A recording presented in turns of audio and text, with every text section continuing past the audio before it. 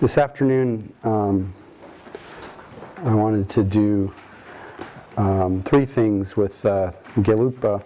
First, just tell you some stories that you may already know about how Tsongkhapa came to the realization of the view of Madhyamaka as then he taught it, and it comes down to us, and then which is an interesting story, and then go over the not every line of, but quite a bit of the notes on 8 crucial points taken as a record of the teaching of Tsongkhapa by Gelukpa Dharma Rinpoche, abridged draft translation by Guy Newland that I sent, and then I will, after that, make a couple points from my book, Introduction to Emptiness, where I'm summarizing what I got out of the great treatise on the stages of the path in terms of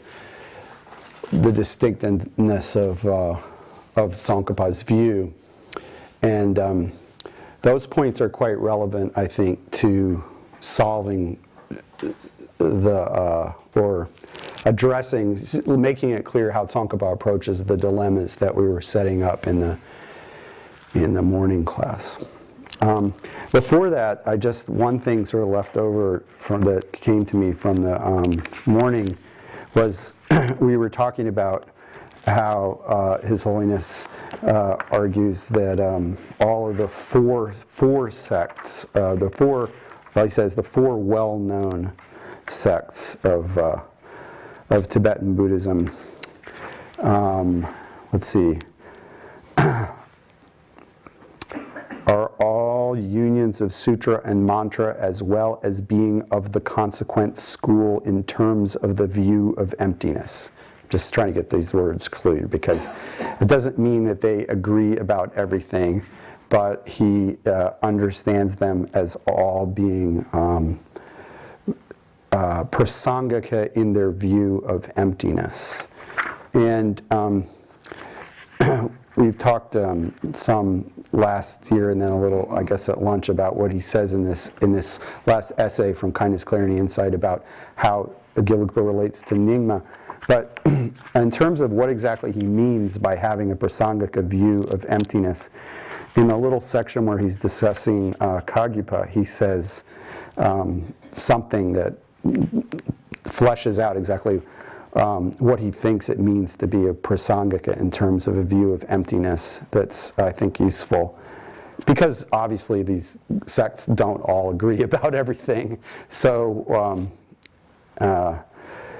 he says that, he quotes from Milarepa's song to the 5 Long Life Sisters, in which it says that even though the Buddha's, the truth body, the grounds, the paths, and even emptiness do not exist ultimately, within the scope of a non-analytical, non-investigating mind, the omniscient Buddha says that everything exists for a conventional consciousness. So that's the way Milarepa puts it. And the Dalai Lama interprets this to mean Milarepa advocated a non-confusion of dependent arisings in the sphere of conventional truths. That is, he interprets what Milarepa says to mean that you can, within the realm of the conventional, make distinctions. And at the ultimate level, the non-findability of even emptiness, ultimately. So that's what he takes as being a prasangika view. That's the content. I interpret this as meaning that the content of the prasangika view of emptiness that he's attributing to all four is what he's putting into his gloss of Milarepa's poem. So there's all kinds of other things that people take as being emblematic of the prasangika view, and they disagree with each other about. For example, we'll see that like a mainstream, some important Sakya thinkers don't really believe that there's any difference between Prasangika and Svatantrika in terms of the view at all. They just totally disagree with Tsongkhapa's whole thing about how Bhava Viveka was, and they think that this is the same view between Svatantrika and Prasangika. And that's just one of like a whole bunch of examples of things that people manifestly and irrefutably disagree about. Okay, anyway, I just thought that was interesting. All right, so, Che Rinpoche. What this is from is, this is a great book. On your list of names of Madhyamaka people, under Geluk, the fourth one down is Tugen. Tugen, actually his name is, I left out the Losang. Tugen Losang Chirgi Nima. As you see, he lived in the 18th century. And I don't know if you know who Jangya is. Jangya is like a famous author of Gelukpa Tenets book that everybody reads, and sort of just, what we did last year, it lays out the 4 tenet systems. Anyway, so Tugen was, and Jangya, who was the master of Tugen, they both spent parts of their lives in China, by which I mean Tibet not being part of China. They went out of Tibet over to China. And this was because the Qing emperor, who was that's like a Manchu, right, was a patron of Tibetan Buddhism, and he requested their presence at the court. They had what in Tibetan polity is called a priest-patron relationship. So in spiritual affairs, the Lama is higher, but in terms of political relationship, there's a patron who's supporting you. And so this was always an issue with the Mongols. They would always try to get their favorite lamas to come to Mongolia. When the Mongols were the patrons, they always wanted their favorite lamas to come up to Mongolia, and the lamas didn't want to come, but they wanted the support. And then, of course, later with the Manchus, it was a similar issue. Tibet was in the sphere of influence of the Manchu Empire, and it was not really so feasible for them to not do what the emperor wanted. And so they first, Tugen and then his disciple, first Jangya and then later his disciple Tugen lived in China. And so anyway, Tugen wrote this amazing book called The Crystal Mirror. It's called The Crystal, it's all translated in English beautifully by Roger Jackson and Geshe Sopa, and called Crystal Mirror of Philosophical Systems, a Tibetan study of Asian religious thought. And so it's not really like a tenets book where all these complicated philosophies are laid out. It's more like Tibetan ethnography or something like that. I mean, he looks at all the Tibetan systems, and then he looks at all the Chinese systems that he knows about. So if you want to say, what did Tibetans think about Confucius? You usually think, well, the Tibetans didn't think anything about Confucius. Well, Tugen did. He wrote about it. And what did Tibetans think about popular Chinese Taoism? Well, Tugen describes, like an anthropologist, really, what as an outsider coming to China from Tibet, what these Chinese people were up to and what their different philosophies were.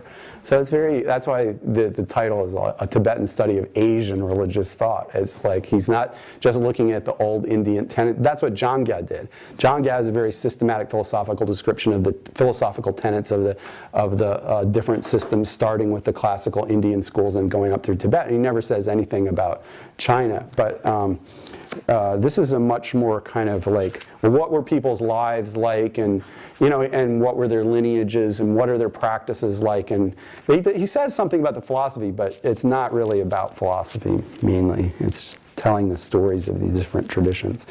So anyway, in this book, in the section, he has, of course, a good section on his own tradition, and in that section, I'm just going to mention, go over a few things where he's talking about Je Rinpoche's life.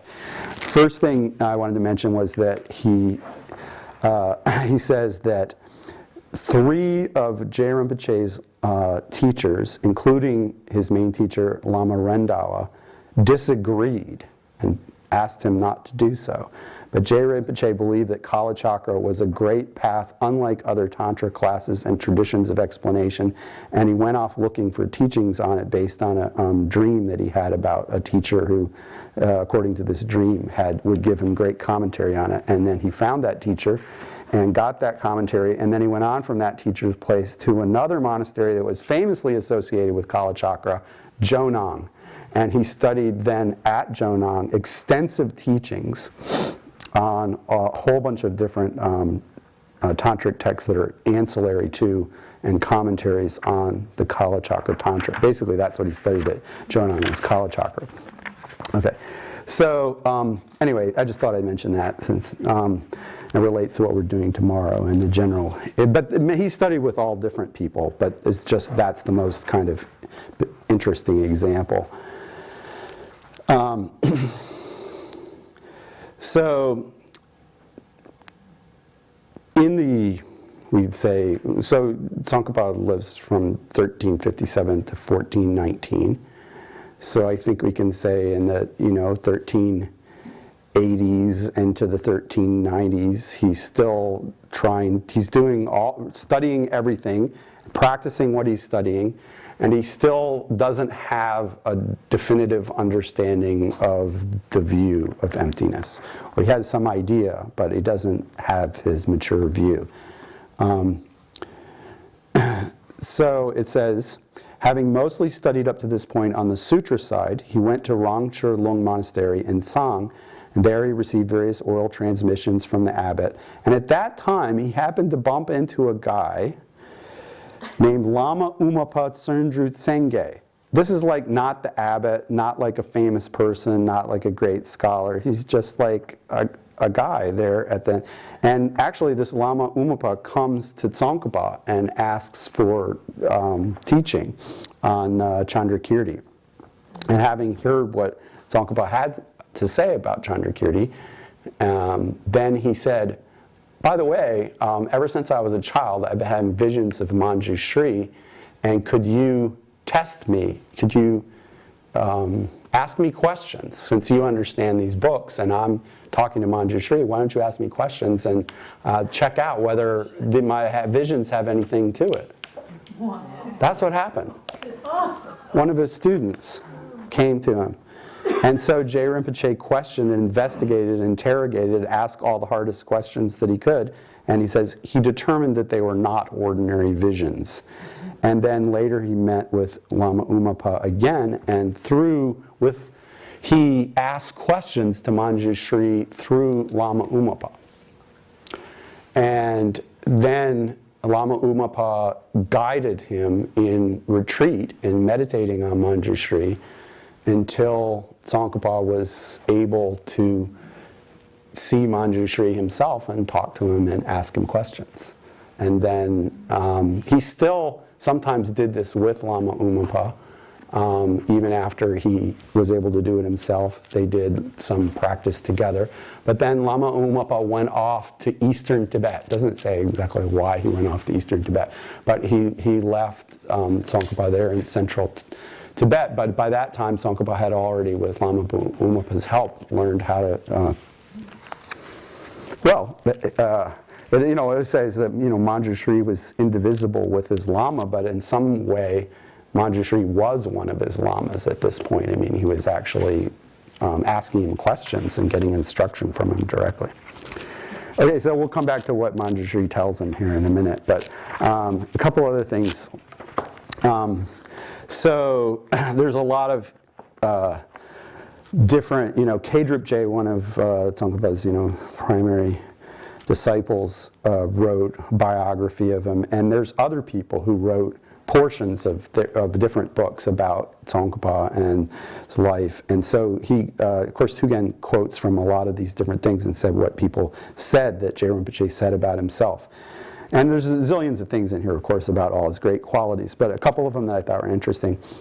One is that he said, whenever throughout my life somebody did something for me, such as preparing a fine seat or serving me and so forth, without reflecting on anything, I was immediately overwhelmed with a sense of sadness that all of these things are impermanent, untrustworthy, and seductive illusions.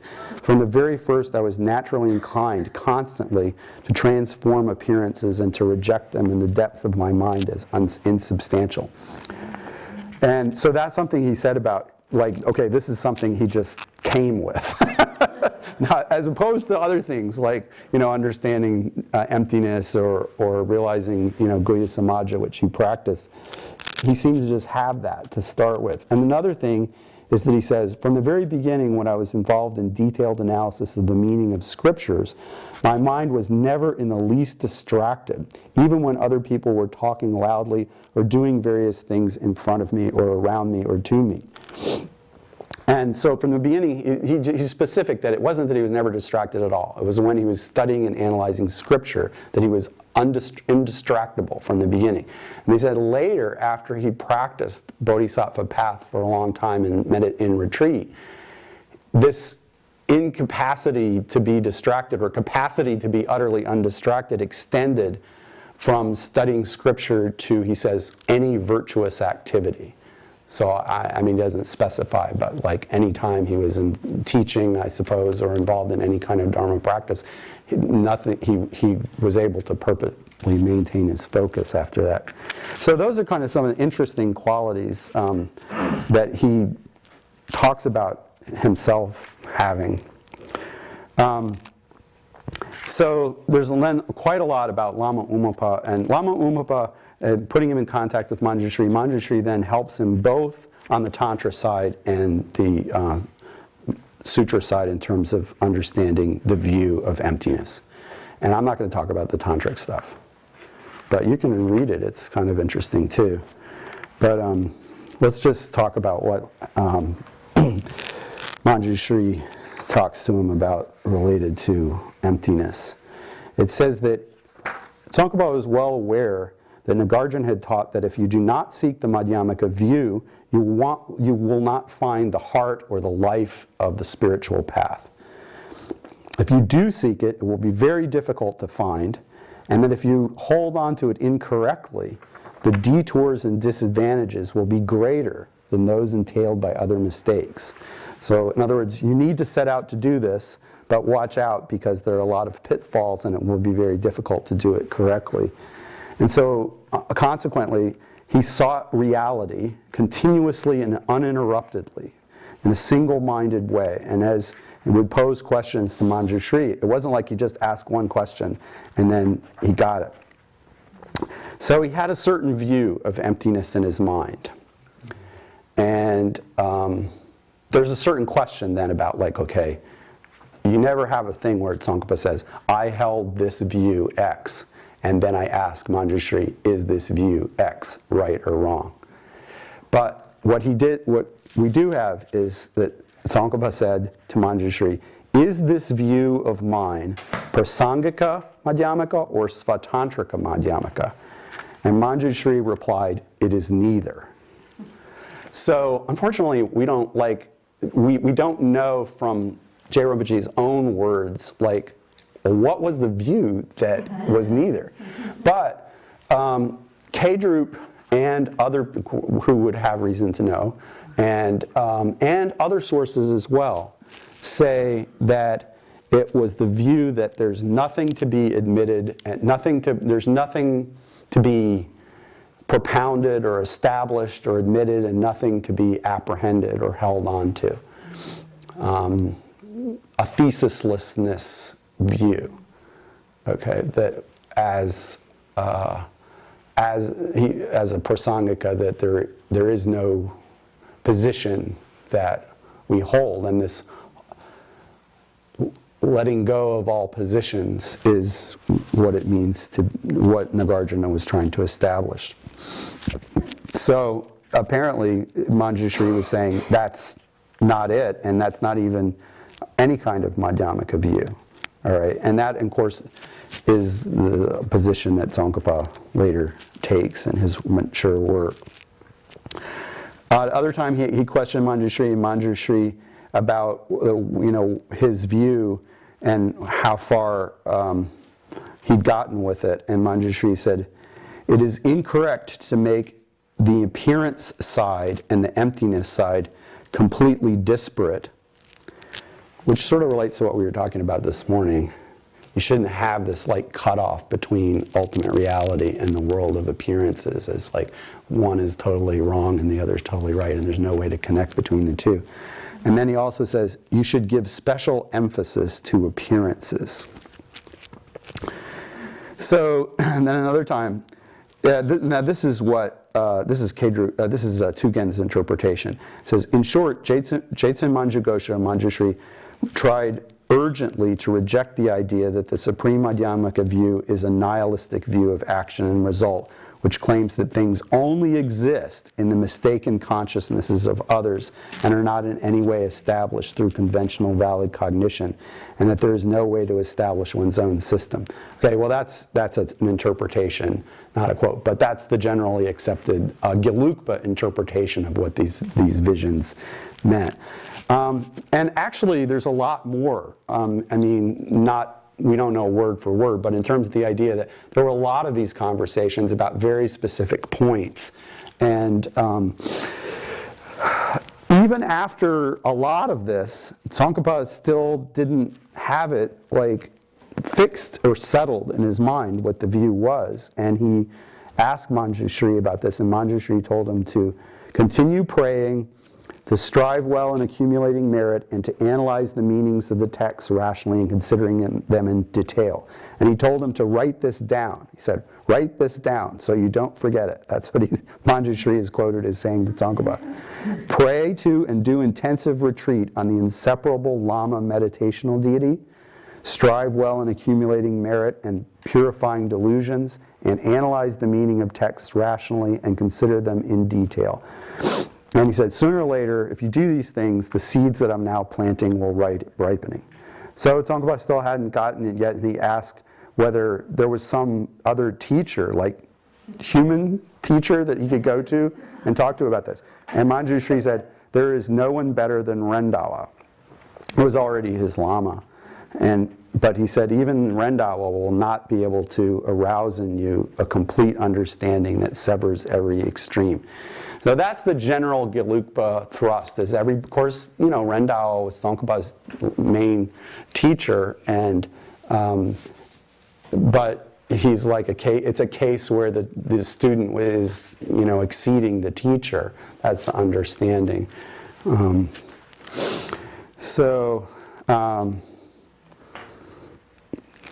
Then there's another version of sort of a similar story, but this one is from a different text, not Kedrup. Interesting is that this one from Gunka Gyaltsen gives a date for all this, which is 1392. It says, in 1392 is when Tsongkhapa asked Manjushri, is this Madhyamaka view of mine, not telling us what the view is this Madhyamaka view of mine a pure view? And Manjushri said, no, because you've ascertained the emptiness side, but not the appearance side. So then Tsongkhapa said, well, what's the difference between Prasangika and Svatantrika?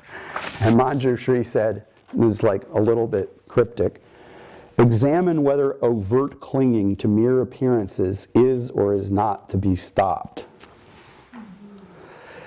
Yeah, it's like I had to read it several times. Like, what relevance does this have?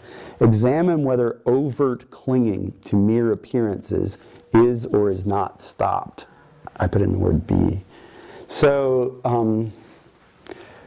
okay, so I don't know what this means, but I'll tell you what I think it might mean is he's saying you should go with Chandrakirti because he's implying that in the Bhava Viveka system there's a subtle clinging to the way things appear.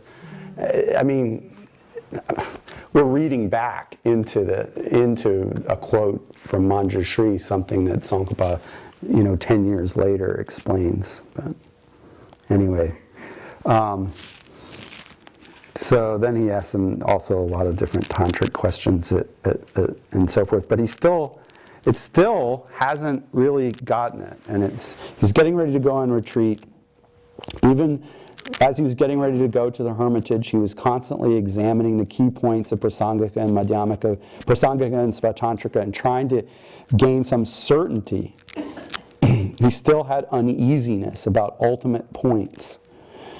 On this occasion, he went to the hermitage, practiced meditation, and one night he dreamed that Nagarjuna and his disciples were engaged in a discussion of the profound meaning.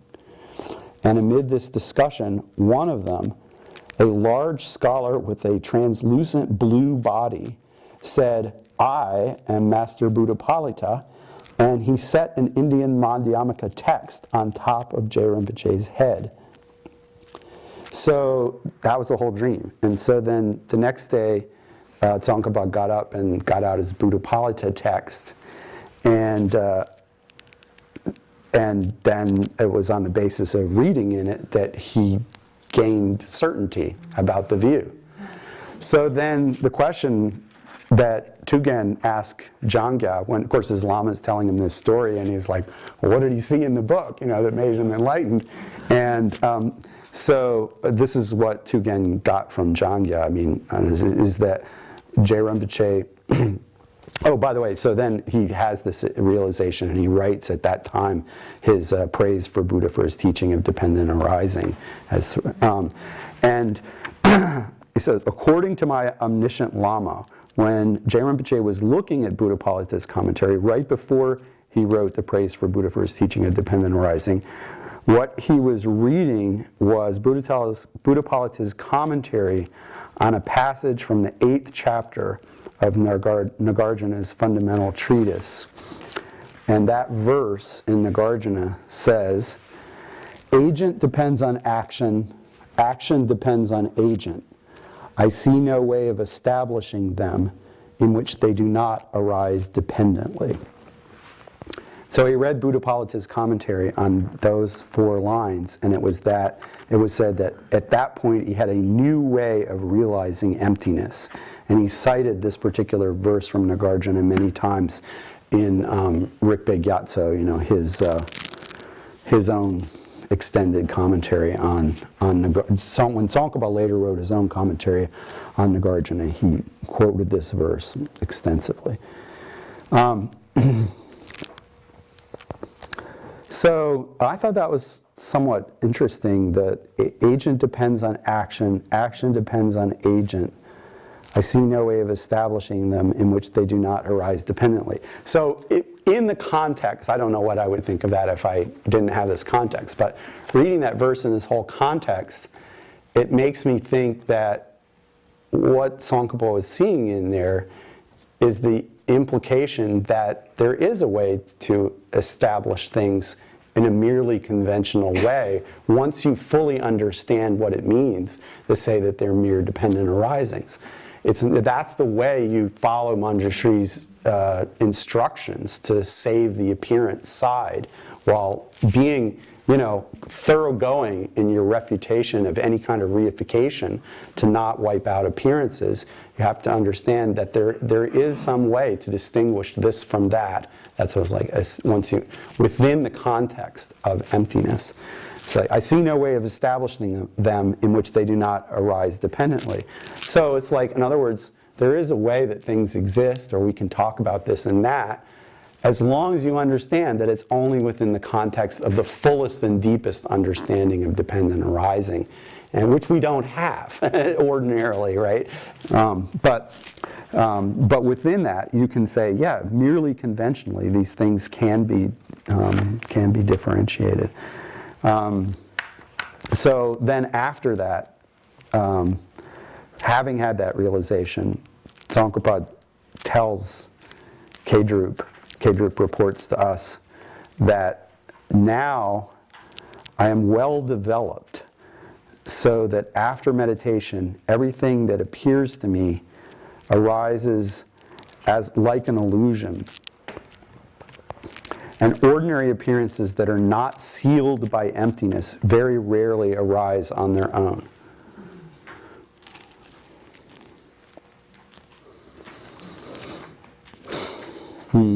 So basically that's the story of the Lama Umapa part.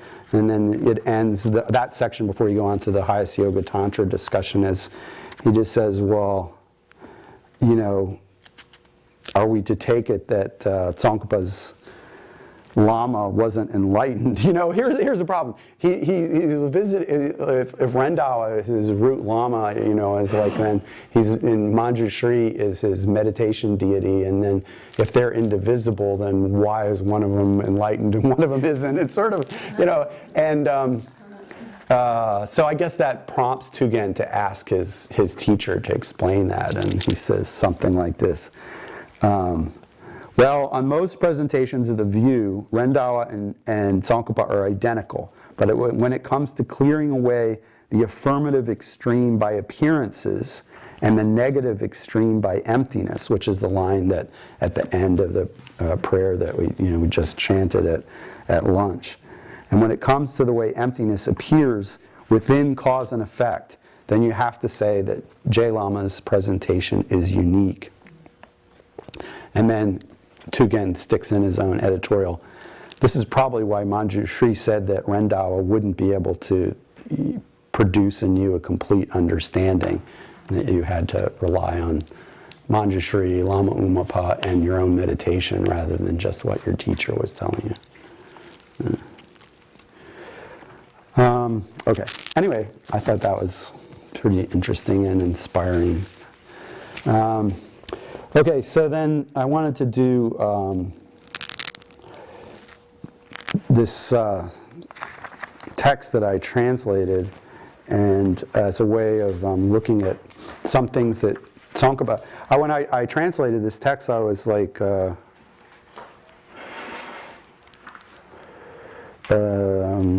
I had the feeling of eavesdropping.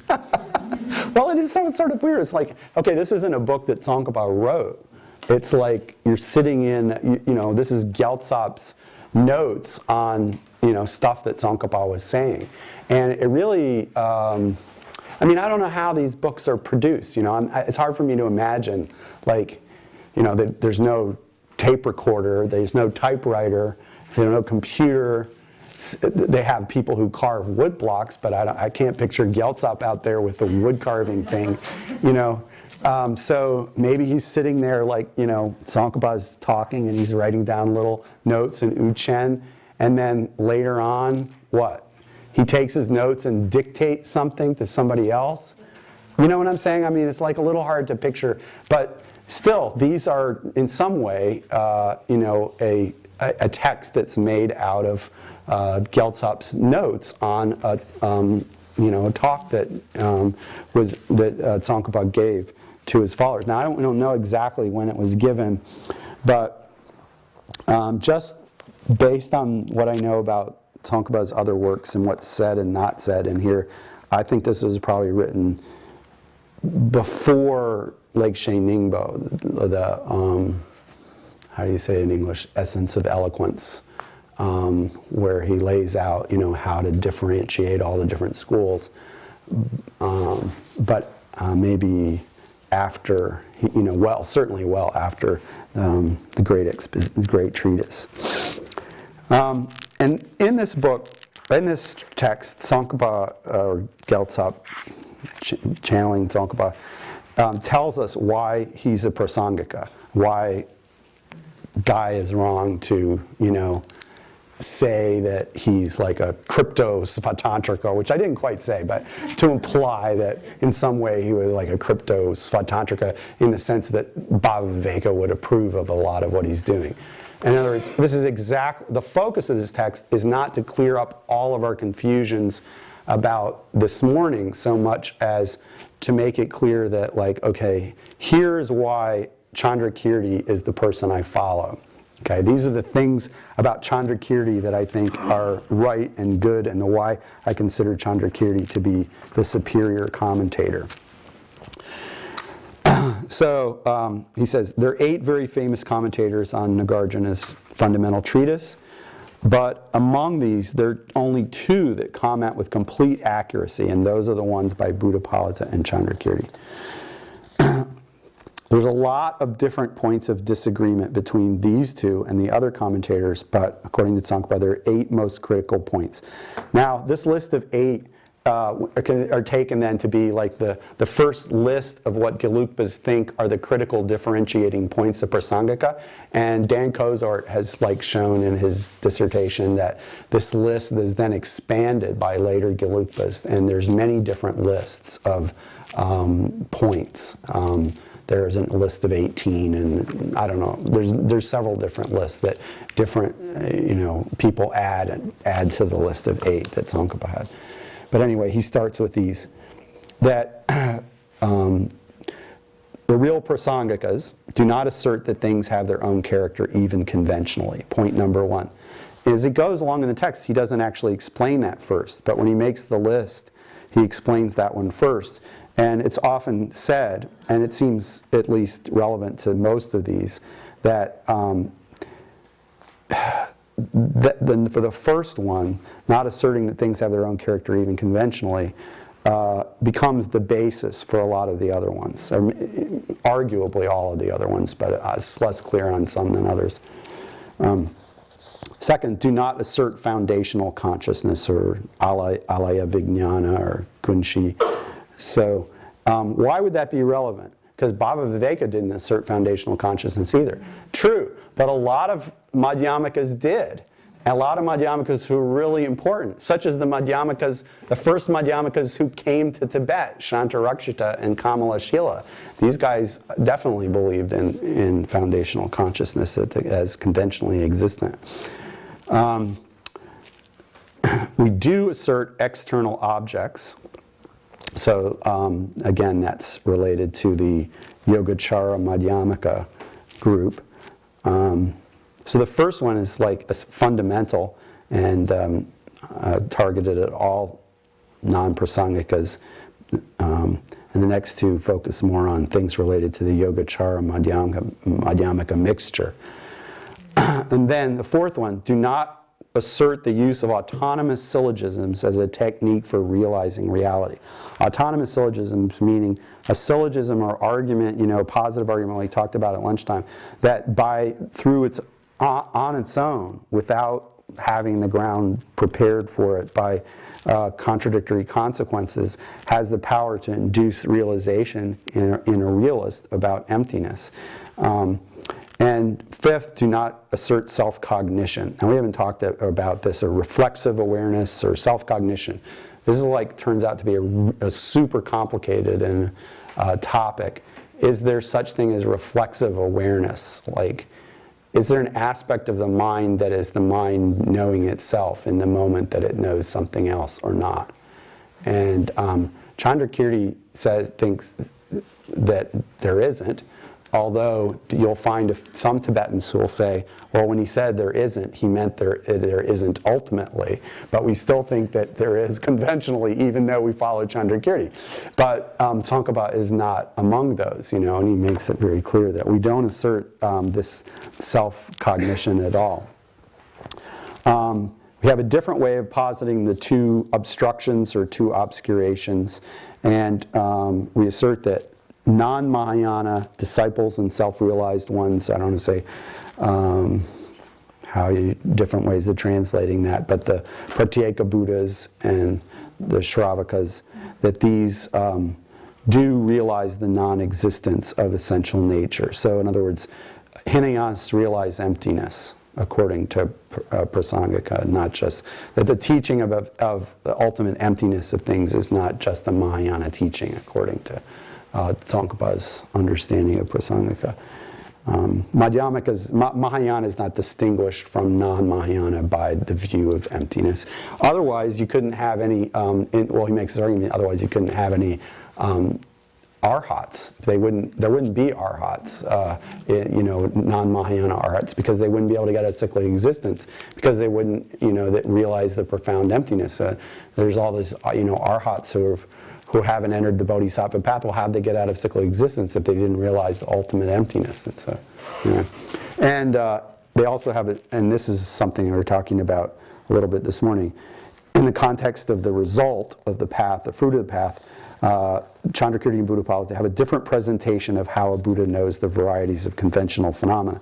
Well, it seems that the early interpreters that we were talking about during Patsap and Chaba, they agree that there's a different interpretation, but Tsongkhapa changes it around, as you'll see, so that what was earlier taken as being a Svatantrika position, he attributes that as a distinctive position of Chandrakirti. Okay, so let's look a little bit. Now, I'm not going to go through all of these, but I'm going to talk about like some of the arguments about some of them. So this thing about, we talked last year a little bit about this idea about what if there's no foundational consciousness, there's no storehouse for your karmic seeds, like how does the potency of an action get from the time that you do it to the time it bears some karmic result? This was like an issue in every Buddhist school of philosophy. So the problem is posed by this, I think, not representing a person, but just a hypothetical questioner. If a virtuous or non-virtuous action stuck around up until the time it bore fruit, then it would be permanent.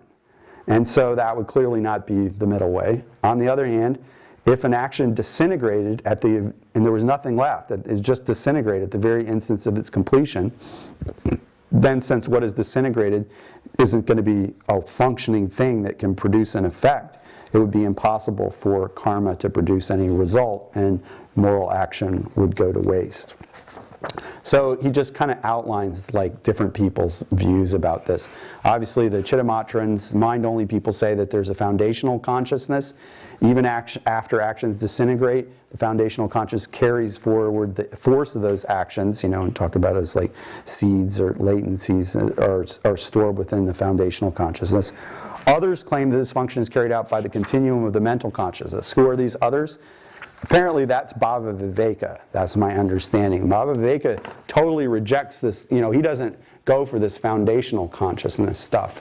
But he does believe that there's a continuum of the mental consciousness functions to carry the force of the past actions forward.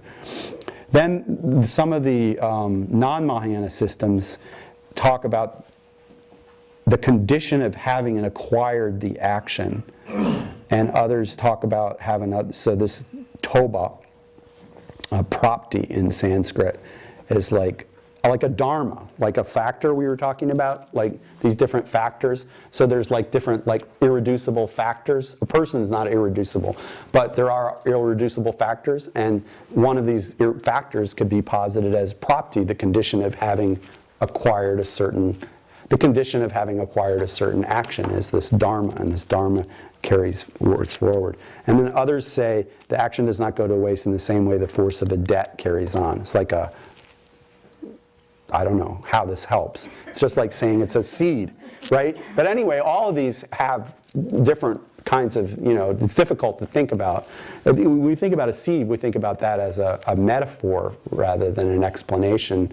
But then this is another metaphor in a way. Think about it like a debt. You don't just owe the money at the moment you borrow it. You still owe it later. That's what they're sort of saying. And so there's some sort of dharma or condition, like there's a note, a promissory note that represents your having, borrowed the money that's still there, like a long time after you finished borrowing it. Okay. So what does Tsongkhapa say that the Chandrakirti Buddhapalita position is? We do not assert the foundational consciousness. We do not assert those other positions, yet actions that have committed not go to waste. Why? Because there's no contradiction in saying that the disintegration of an action will generate an effect. In other words, like the original person said, if something disintegrated can't be a functioning thing, so it would never produce a result. And Tsongkhapa is saying, well, I don't accept that. I think that the disintegration of something can produce an effect. That's one way to say it. There's like a lot of different problems about how to say this exactly in English, but that's one way to say it. So he says this is based on the following considerations. Some people say that disintegration can't be a functioning thing. And if you claim that things exist by way of their own intrinsic character, then that's true. But because we don't exert an intrinsic character, it doesn't have to have an intrinsic character of being able, like, so an action that's disintegrated and an action that's, so what would enable the disintegration to be or not be a functioning thing? If you think to be a functioning thing, it has to have some intrinsic character of being able to function in a certain way, then that would be a problem, because something's just having stopped would not have that intrinsic character.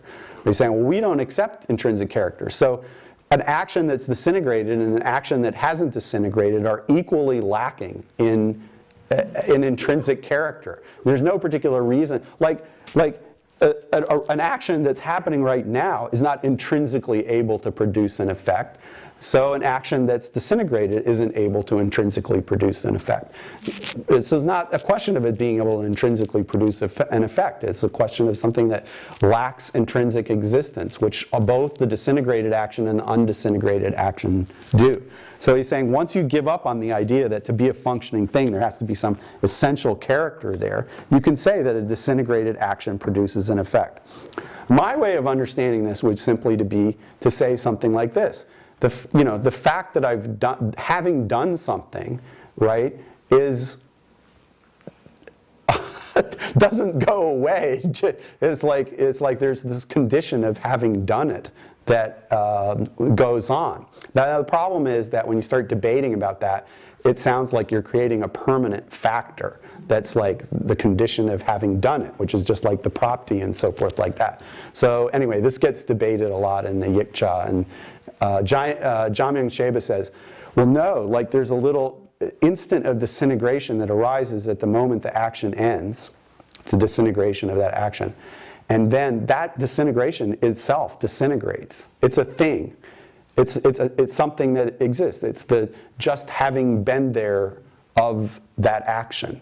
But that is now gone because it's been replaced by the disintegration of the disintegration and then the disintegration of that disintegration. And so there isn't like a thing that goes on from the time of the action to the result, but there's this stream of just having happenedness that proceeds and it's like, I don't know how you want to say it. It's like the idea you can't unwrite history just because it's old news doesn't mean it's not something real in the world. I don't know. So anyway, this is what Tsongkhapa's position is about this, and it was not universally accepted by other sects of Tibetan Buddhism, let's just say. I sort of summarized what he's saying there. Okay, so let's go on to point 2. No intrinsic character even conventionally. Why do we take the position that there's no intrinsic character even conventionally? If you say that intrinsic character is ultimately existent, then you're a realist. If you say that it is not ultimately real, but there's intrinsic character just conventionally, then you're a Svatantrika.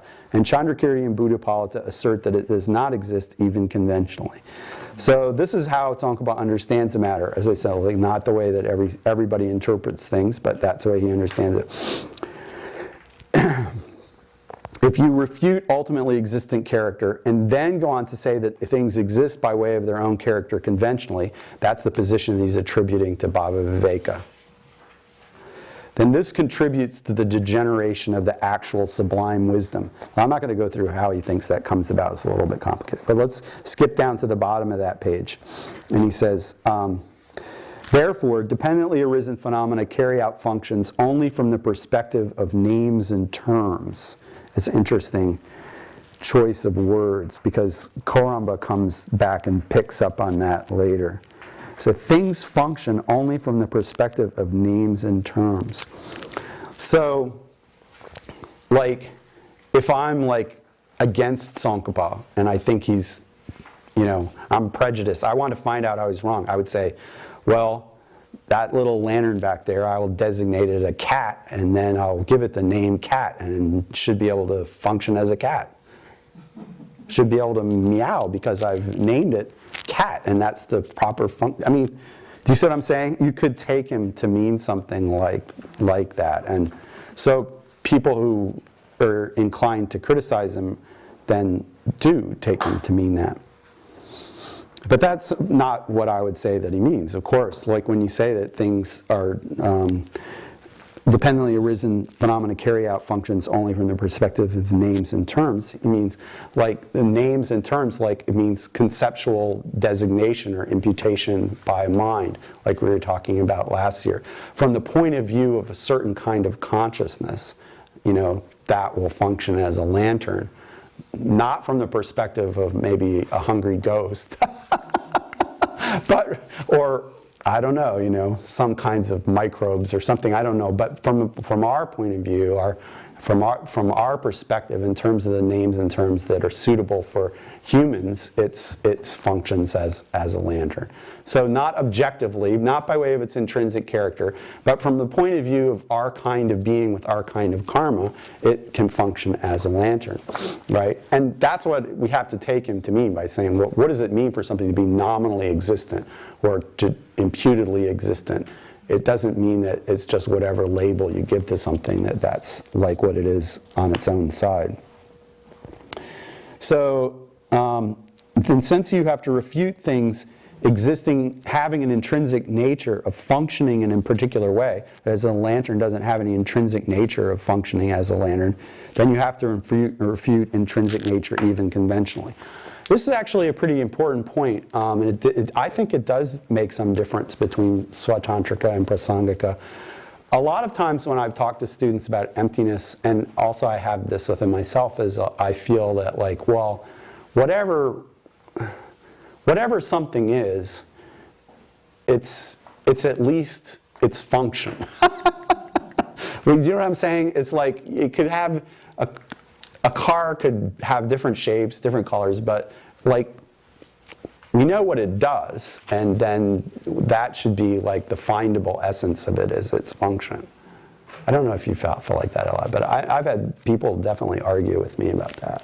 Is that that's the findable character of something, is the function it carries out. And this is sort of like what people that we call Svatantrikas say.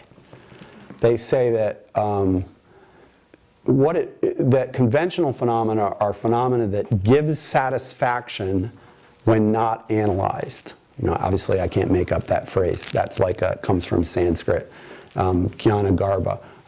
You know, things that give satisfaction means they do what they're supposed to do conventionally. And so that seems to go along with this idea that they have, as long as you don't analyze to see what their ultimate nature is, at the conventional level, it's okay that they say that they have a nature or character of being able to function in a certain way. I'm putting a little bit of a Tsongkhapa gloss on Jnana Garbha. But I mean, if you don't put the Tsongkhapa gloss on it, you can see whether that sounds really good, like as a Madhyamaka explanation. And it's in Atisha. This is exactly what I was referring to when I said Atisha combines all kinds of you know, Svatantrika stuff with. This is among other things a kind of, you know, non-prasangika point that he incorporates in his explanation of things. Restate that non-prasangika point. That things gives that the conventional existence means that things give satisfaction when they're not analyzed. So that this can be interpreted by Tsongkhapa, who's criticizing it as being not the right view, is what it means is that things have a distinctive character conventionally on their own side, and that is their ability to carry out their function. Not their shape, not their color, not their size, but their definitive functionality. And so what Tsongkhapa is trying to make this point is here is that like you Svatantrika, he doesn't spell out everything he's refuting, but it's like he's saying like this sense that there's some conventional but definitive in character essential functionality that's the core of being of these objects, and that's, you know, what different makes it so that I'm not going to go with your camp and I'm going to go with Chandrakirti instead, because he's going to talk about how things exist only in terms of the point of view. They exist only in relationship to a perspective. You can't talk about something, having its own character of functioning in a certain way, which of course ultimately breaks down on analysis, but even so, it's like it has some essential character at the conventional level. Now, it doesn't have an essential character at conventional level. It has a certain kind of way that it appears to be usable for a certain kind of being with a certain perspective, to a certain kind of karma. That's how I understand it anyway. So the objection here at the bottom of the page 3 is definitely the point of view of Svatantrika. I can imagine, this comes almost like out of Jnanagarbha. It says, if you were right that things didn't have an intrinsic nature of functioning in a certain way, even conventionally, then we couldn't talk about real and unreal conventional things. Like, how will we know the difference between a mirage and water?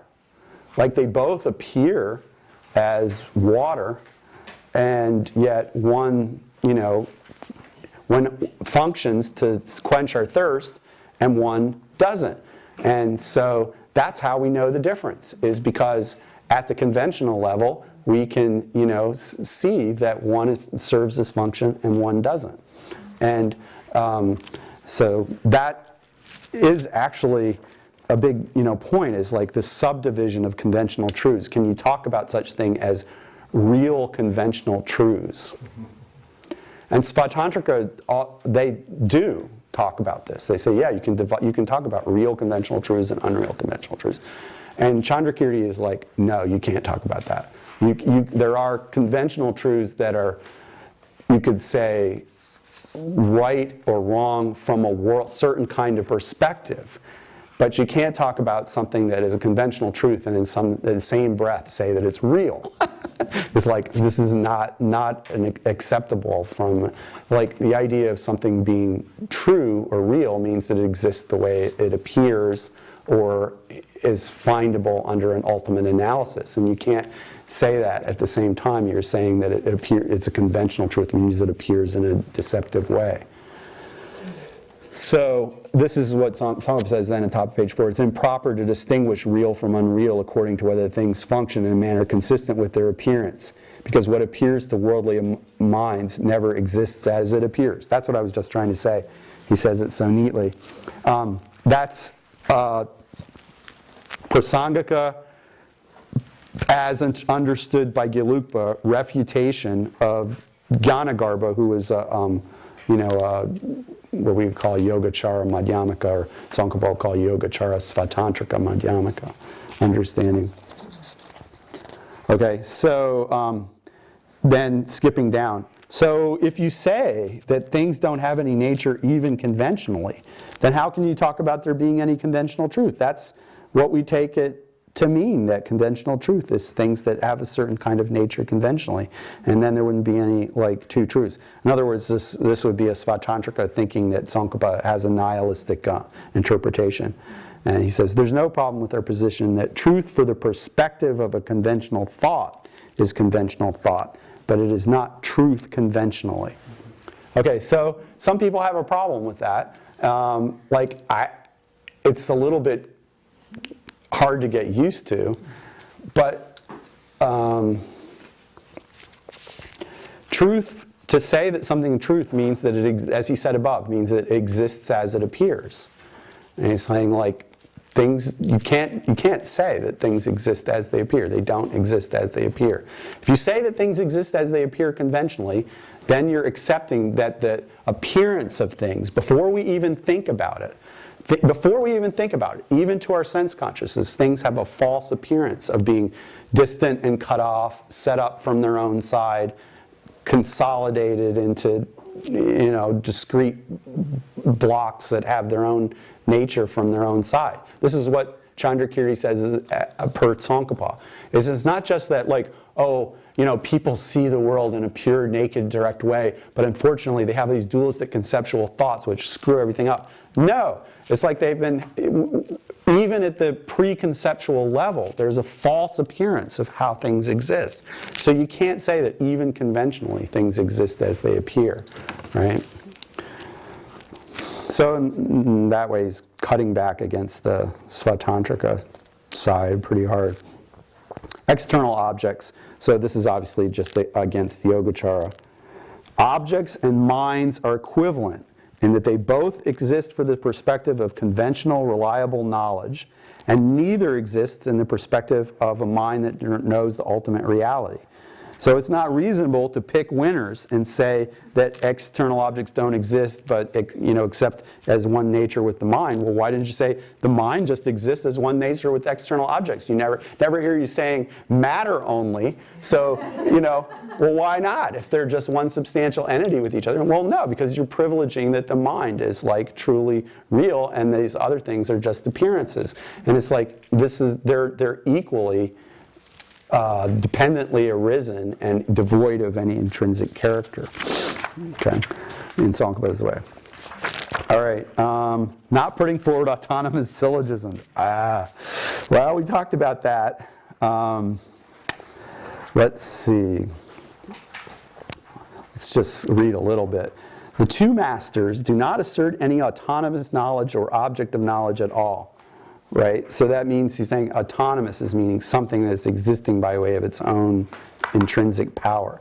So there are no autonomous reasons, no reasons that have by their own character, the force of being able to induce an inferential understanding. It's not that they teach the lack of autonomy, the lack of ability to produce a result by its own power as something that peculiarly pertains to the statement of syllogisms. Okay, that makes it pretty clear, In other words, not biased against syllogisms. If you claim that there's an autonomously existent consequence, then that would be a problem. It's just nobody happened to claim that. There isn't something, that has by virtue of its intrinsic character, the ability to bring about an inferential mind. And that's what, there's the position that's being attributed to Bhava Viveka by his insistence. It's not just that he said, oh, well, you could say it like this. Because if he just said, well, Bhava Viveka could have said like this. No, he doesn't say like that. He's kind of trashing Buddhapalita, saying it's like, well, you said it wrong. You have to say it like this. Well, why do you have to? Because he believes that if saying it in this way will have some intrinsic force to bring about understanding that saying the other way won't. Why? Because it's set up that way so that the reliable mind that sees the character of the sprout and sees the character of it as dependent arising will have the force to induce, this understanding. Of course, it's not like that. So, skip down, and just at the bottom I say, some say that prasangikas are people who just negate a true existence without proving the lack of true existence. So that's it's not just Patsap. We're taking Patsap as our skeptic straw man, but his position among the Prasangika skeptics was the most extreme one, because he said that we have no position, no assertion, no claim, positive or negative whatsoever, and that's what it means to be a Prasangika. But there were other people who were more like what maybe Tsongkhapa's view was when he was talking to Manjushri. He didn't say that there's no negative position. He just said that there's no positive claim. And that's actually maybe a more common position than Patsap. So they say, yeah, we're asserting a refutation. We're putting forth a negative thesis. And he said, some people say that we just negate this, but we're not really trying to prove an absence. We're not trying to prove something positive. We're just trying to disprove something.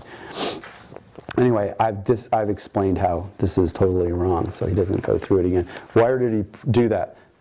Well, this is a good evidence that this was written after the Great Treatise, because in the Great Treatise there are pages and pages on this.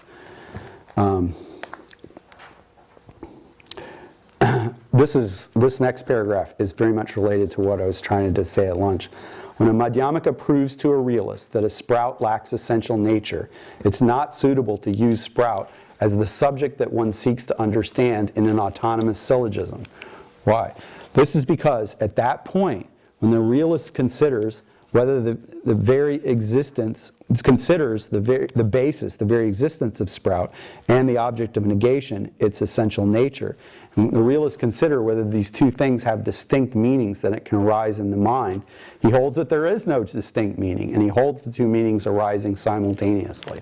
So as soon as the realist is saying sprout, he understands, like, well, if there's a sprout, then you mean something that has the essential character of a sprout.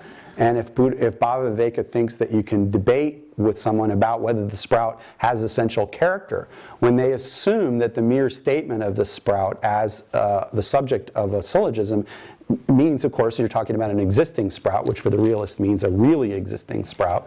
Do you know what I'm saying? Then you can't be proving to the person that it doesn't have the quality which it would have to have in order to be stated as the subject of such a syllogism. Okay. All right, so then, not asserting self-cognition. This is something we cannot span the breadth of today.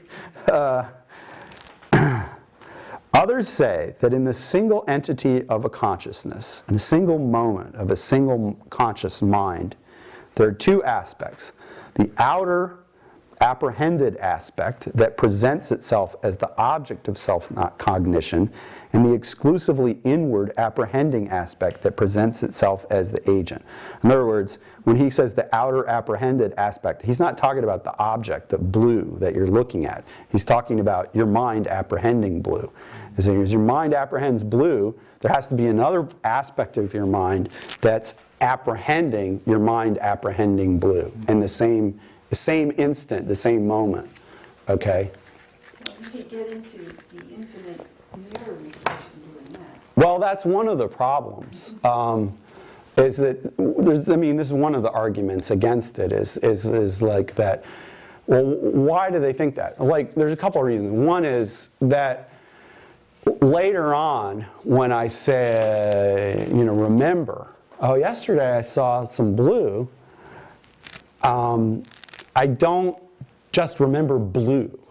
I remember seeing blue. Well, how do I remember seeing blue if I was never aware of seeing blue, as distinct from blue? Do you see what I'm saying?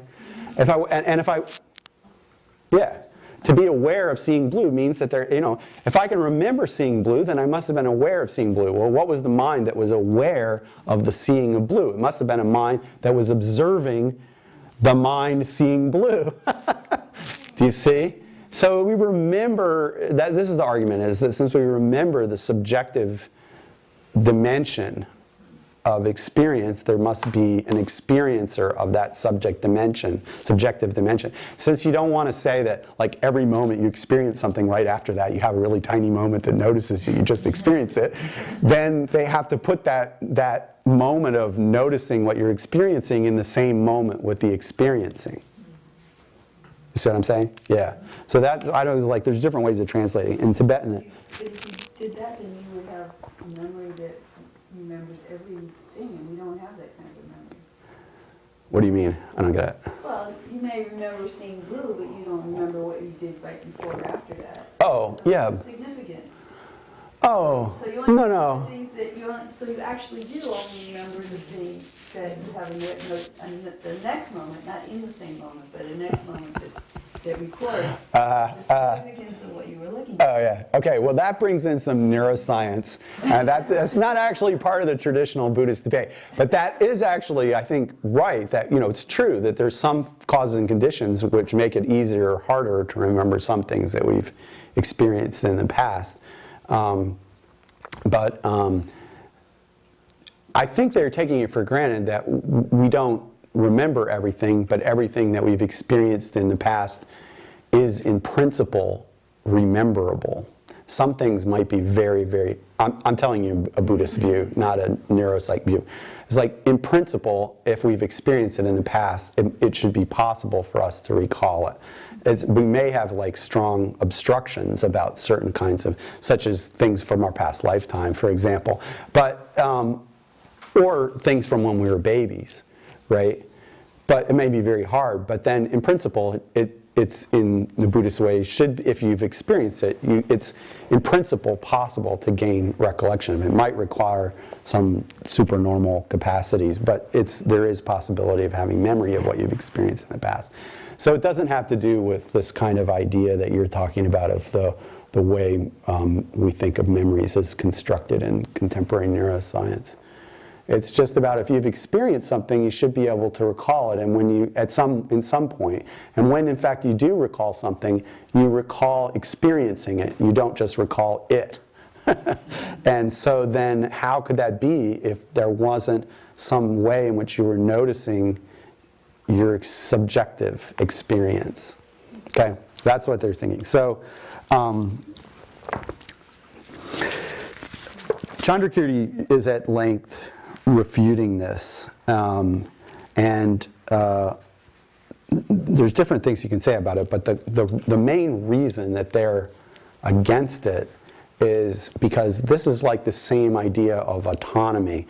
When you have something, when you have a consciousness that is its own object, then the agent and object are the same. And once you say that, like, you can talk about agent and object as being identical, right, then you have, eyes that see themselves, swords that cuts themselves, fire that burns itself. There's no reason to, like, it's hard to figure out, like, well, where do you draw the line between, it's like, for example, we just read that verse from Buddhapalita, agents and actions and agents are depending upon each other, objects of consciousness and agents of awareness and objects of awareness are dependently arisen. If you can have like just a self-existent consciousness that just knows itself in and of itself, then it's at least It's at least arguable. You can make arguments about, well, could it know itself in and of itself conventionally, or you know what I'm saying? You can have, and people do actually argue about this exact thing. But the Chandrakirti Tsongkhapa position is no. Like if it's in the nature of something to know itself in and of itself without depending on an object to be interdependent with, then that's like a self-existent awareness, and that's contradictory to this whole idea that things don't have any intrinsic character.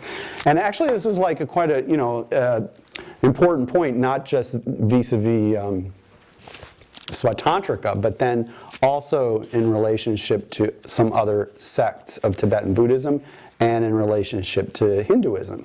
You say, like in Hinduism, you have this idea that, ultimately, like we were talking about this morning, the ultimate is beyond all qualification or description. But if you come one level down and say, well, what's the best you could say about it? Then well, you can say it's being, consciousness, and bliss. Well, what is that consciousness, chitta? It's not a consciousness of anything. It's pure consciousness, self-aware being, consciousness, bliss. Okay, so it doesn't have an object. If it had an object, then it would be, going into the realm that we're in, of dualism and so forth. So that idea of a consciousness that is its own object, historically in India was associated with monism, or non-dualistic. I don't know if you say monism, maybe that some people wouldn't like that, but it's associated with non-Buddhist systems, of positing something that does exist in and of itself. Yeah.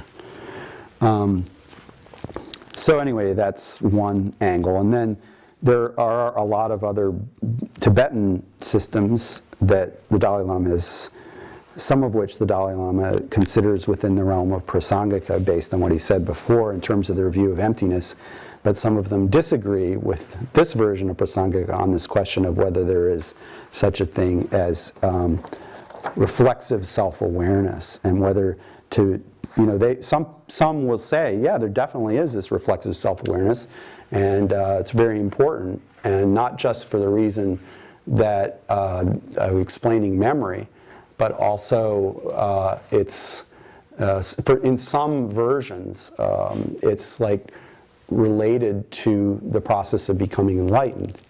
The fact is that at the basis level, we're talking about perspective and basis, at the basis level, you know, according to these other systems, the fact that we have this capacity for reflexive self-awareness, that's like a precursor or indication of the possibility of enlightened self-awareness. That the mind, you know, when you meditate on the mind, and the mind knowing the nature of the mind ultimately becomes the ultimately enlightened mind. Well, how does that operate for us? Well, the precursor of that being possible for some, not Tsongkhapa, but some systems, is this idea that, well, we're constantly, always already aware of everything that our awareness is doing. Yeah. So, what does Tsongkhapa say about it? It's like, he says, how is his way of explaining it? Let's see, go down to the bottom page. It's pointless to come up with all kinds of proofs for self-cognition, because when you remember, I saw that, an autonomous experiencer of an agent of memory would take itself as its own object, if there was such a thing. There is no self-cognition.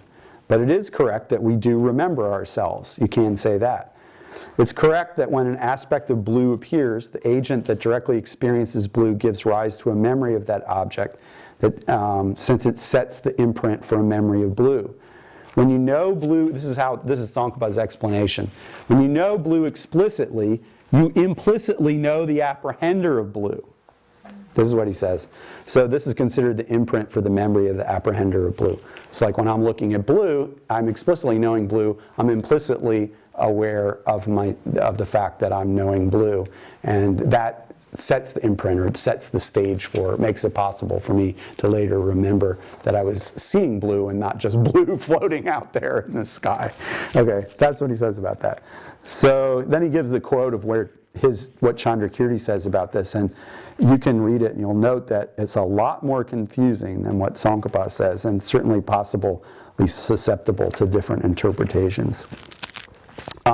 But let's pass over that, and let's pass over point number 6 and pass over point number 7 and go to point number 8, because this is related to what we were doing before. How a Buddha knows the diversity of phenomena. Some people say that a Buddha does not perceive dependently arisen phenomena, inasmuch as they are associated with the appearance of true existence, and that the stopping of the appearance of true existence will entail the stopping of the very appearance of the object. Were this the case, then the stopping of the mind conceiving of true existence would also have to stop the subjective awareness itself, since the subjective awareness is a conventional dependently arisen phenomenon. Interesting little point. So either Buddhas would have no subjective awareness at all, or else they wouldn't have abandoned the conception of true existence. Okay, choose your poison, you know, he's saying, like, what do you want? And as I was mentioning to the Venerable Tibetan children, I can't name names at this point, but there are definitely some Buddhists, and I know some early Buddhists, not Gelukpas, but maybe some later ones too, who will accept the consequence and say, well, when you say Buddha has no subjective awareness, you know, yeah, we agree. Buddha has no consciousness that's anything like anything we would recognize. And, you know, Buddha has no consciousness. Buddha has primordial, sublime, pristine, something or other, you know, whatever word you want to put in, but it's not consciousness. It's not ultimate reality. Shantideva says, ultimate is not within the sphere of the mind. So you can, you know, of course, Tsongkhapa will have an interpretation of what that means, but other people will have their interpretations as well, and they'll say, well, when you stop all dualistic appearances, then you stop the internal landscape within which conventional phenomena appear. And that doesn't mean, and so you're fully enlightened, and as a Buddha, there's the effect of your having cultivated the path is that there's, manifestations that are active in helping people. But that doesn't mean that there's any consciousness sitting around saying, should I help Kevin today? Obviously there's not. Tsongkhapa would say there's not too. There's a spontaneous, responsiveness, but Tsongkhapa would say, yeah, that spontaneous responsiveness includes an appearance of conventional phenomena. Well, does it or doesn't it? Not everybody agrees. If you look at Chandrakirti on this and you try to look at Chandrakirti without reading it through Tsongkhapa's eyes, you can see that when he talks about, well, what do we mean by this word conventional truth? We call it conventional truth in English originally, right? But it doesn't, that's just really, conventional truth is a translation for a synonym of the real word. It's Vyavahara Satya, means conventional truth, and that's not the word that they usually use. The word they usually use is Samvritti Satya.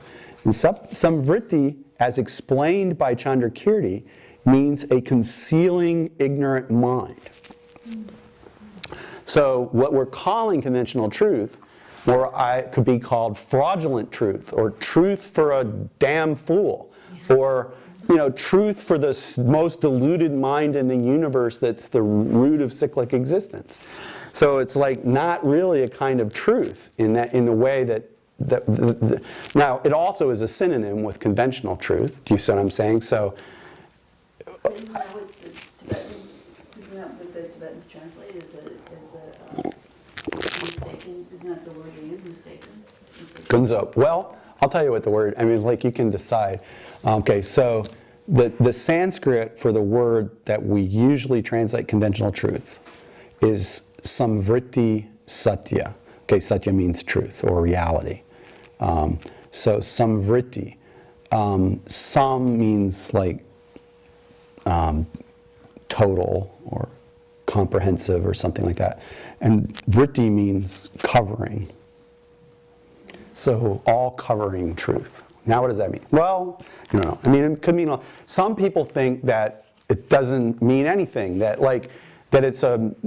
originally it was samuti satta in Pali, and some people mistakenly transcribed it into, which meant sort of like transactional truth, and people mistakenly transformed it from Pali into Sanskrit as samvritti, which doesn't really mean anything like what samuti means in Pali.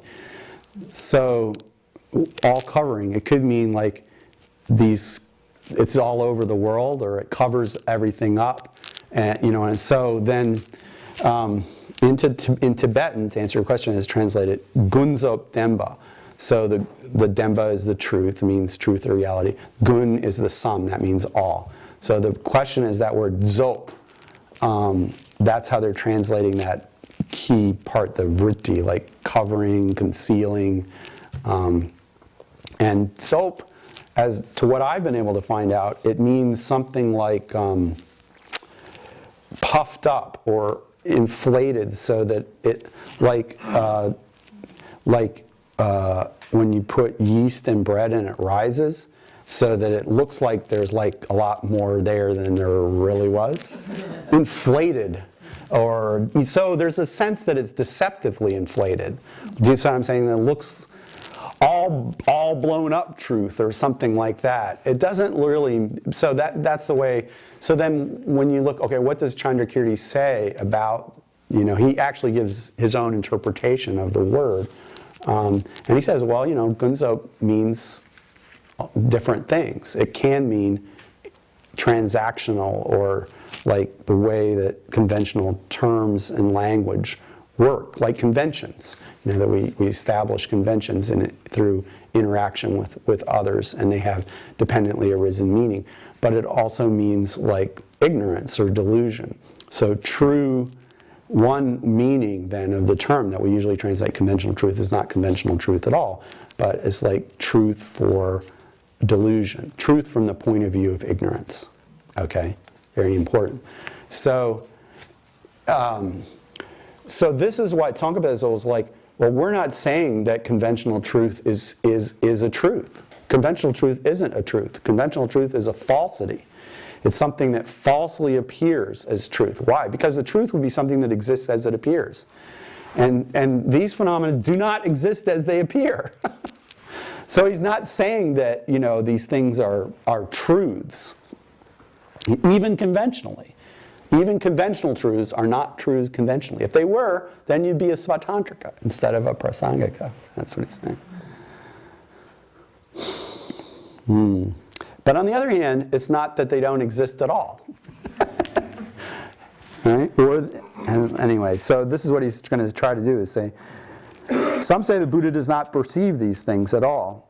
And he says, well, so you say, apparently, you Tsongkhapa, that Buddhas can see like tables and chairs or some stuff like that, apparently. And how would they do that if they didn't have an appearance of true existence? In other words, the questioner assumes that, like, if a conventional phenomena is appearing to a mind, then it must be associated with an appearance of true existence, right? And that is an assumption that can be one way of reading Chandrakirti, but is not Tsongkhapa's way of reading Chandrakirti.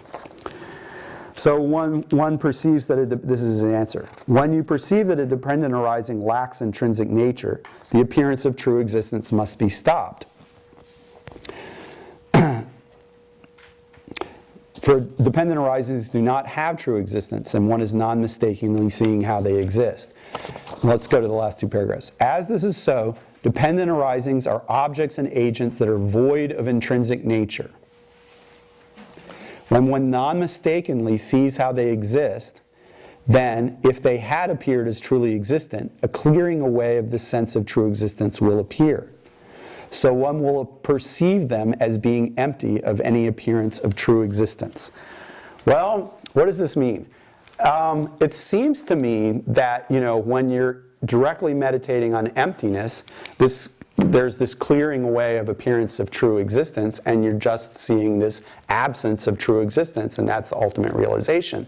But what he's really trying to imply is that once you've realized that, you can come out of meditation and see dependent arisings cleansed of the exaggerated superimposition of true existence. That, in other words, an Arya can see conventional things without seeing them necessarily as truly existent. And I think there is some evidence of this in Chandrakirti. Chandrakirti talks about, Arya superiors, not just somebody who's realized emptiness, but somebody who's not a Buddha, but is completely free from, is an high level, pure ground bodhisattva. And that this person, isn't meditating on emptiness every single minute. Well, when they're not meditating on emptiness, conventional phenomena appear to them. But they appear to them without any kind of trace or overlay of delusory appearance. They don't attribute to them any false, truly existent nature. See, at the appearance level, they still may look like they're. That's the whole thing they have to get. So there's a false appearance as true existence, but they've completely eradicated any sense of them. So then you have to take that one level further and say, well, if it's like that for a pure ground bodhisattva, then presumably the idea is that a Buddha would be somebody who could see what tables really look like at the conventional level, right? As dependent arising, not just looking. That's one way of taking what he's saying. He talks about this in other texts too. I'll come back to that in a second. And it's more related to what he says in the second paragraph. Or you can understand it in this way. When a clairvoyant looks at someone with a high fever, they're not mistaken when they see the wrong appearance of objects to that fevered person. This is because the mistaken appearance is not driven by any defect in the clairvoyant's own mind. In the same way, the sublime wisdom that knows the diversity of phenomena perceives all appearances of things as truly existent. I found it interesting that he put in this as truly existent here. He's not saying that Buddhas only see stuff other than emptiness because they see those things through our eyes. He's saying Buddhas only see things other than emptiness as truly existent because through our eyes, clairvoyantly, Buddha sees that we see them as truly existent. So what would a conventional thing look like from Buddha's own perspective, not taking into consideration the clairvoyant ability to know how it looks to us? This is a very difficult question, and you can see Tsongkhapa doesn't actually address it in detail here. In some other texts, he talks about differentiating pure and impure, conventional phenomena. So, like, to get into the question of like, well, if you're a Buddha, what about, do you see your own mandala, your own realm, or do you see, and I was like, of course you're seeing emptiness all the time, but don't you see some pure appearances? And those appearances, are they conventional truths or ultimate truths? If you're going to say that they're conventional truths, then they're dependent arisings that are not emptiness, they're not absence of inherent existence, but there's, bodies of light or something that are appearing, then that's not appearing from the point of view of it appearing to me, because I don't have any idea, right? It has to be appearing from the point of view of the culmination of the Buddha's accumulation of merit on the path that is able to like see pure conventional phenomena. So anyway, this is my understanding is that like, at least in terms of like stuff that we would see as like impure conventional phenomena, Buddha sees them, they're associated with the appearance of true existence. They appear to Buddha and Tsongkhapa's understanding from the point of view of this clairvoyant example. That is because they appear to us in this way, then Buddha can see them. But then it doesn't mean that Buddha never sees any conventional truths in terms of Buddha's own perspective. Buddha's own perspective could, like, in terms of this omniscient wisdom knowing the diversity of phenomena, also have an appearance of pure conventionalities from its own side. That's what I'll posit anyway as the view. You could have people disagree, maybe even within Gelukpa a little bit. But as the Venerable Thupten Chodron was saying during the break, it's like you're going to have to say in Gelukpa that conventional phenomena exist, and you have to say that Buddha knows all phenomena. So you can't just like say, well, some of those phenomena just disappear off the landscape when you're enlightened. And that is exactly what some other people say, and that can be, it doesn't mean, now just to mention, like, that doesn't mean that for those other people, Buddhas aren't helping, but they're helping without noticing or being, there's no perception or awareness of any conventional phenomena, without stirring from complete, perfect realization, non-dual, primordial, whatever, mind vajra, then there's a spontaneous manifestation of activities to benefit beings. It doesn't mean I have to be like seeing them. You see what I'm saying? If I were seeing them, then that would be dualistic and dirty. Do you know what I'm saying? Is there? Yeah. So we call that the robo-Buddha. Automatic pilot is like idea. And it's like, that's what Tsongkhapa is trying to get away from. He wants to, okay. Okay.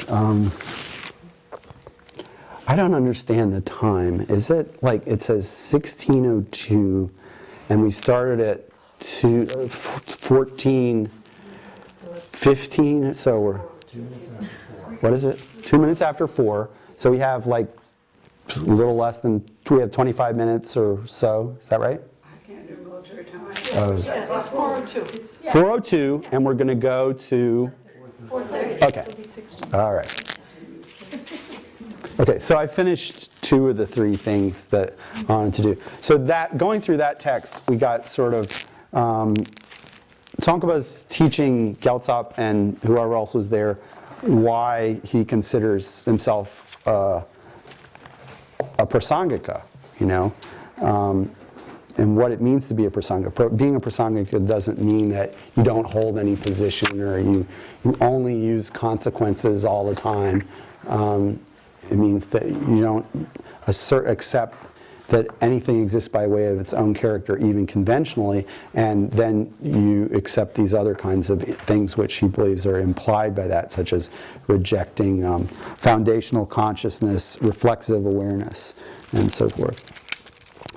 All right, now what I want to do is like say that, well, we started with this, what are the things that the Dalai Lama takes as quintessential hallmarks of holding prasangika view of emptiness, which he's saying is the final thought of all of the four best known sects of Tibetan Buddhism.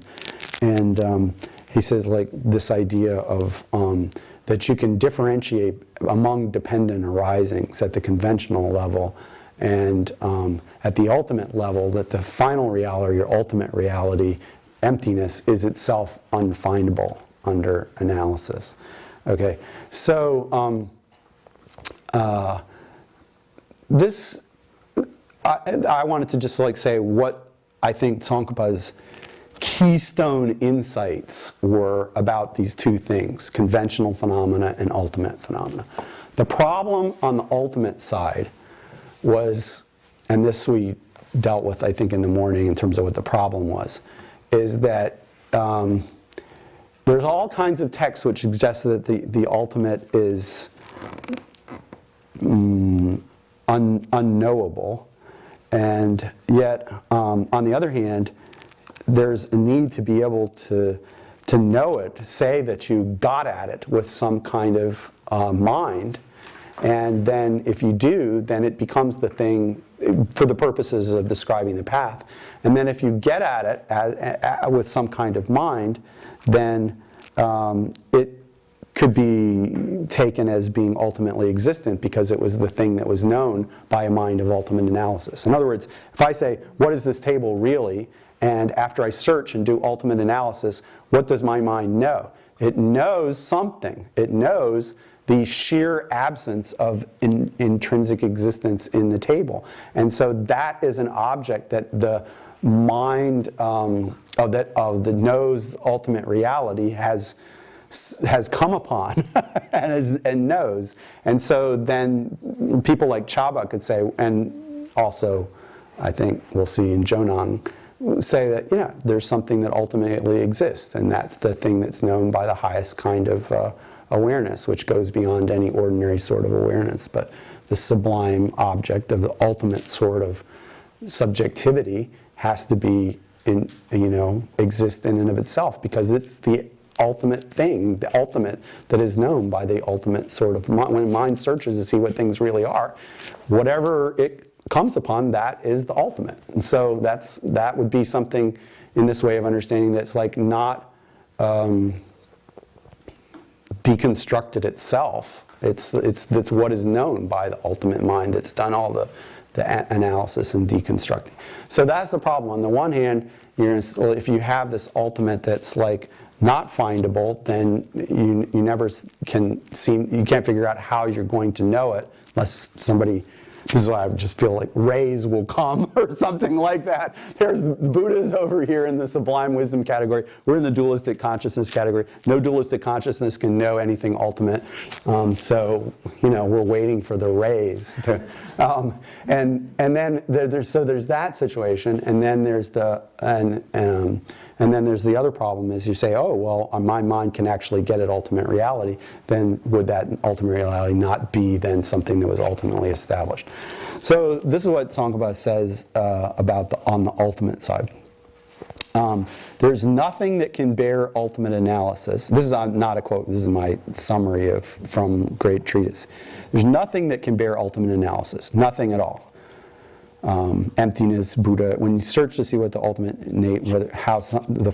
search to see how something exists from its own side, what it is in and of itself, apart from how it appears to a certain perspective, there's nothing there. Tsongkhapa gives this example and say like, well, when somebody says, and they go into the twilight and they see there's a rope there and they see it as a snake, then it's obviously not a snake from its own side.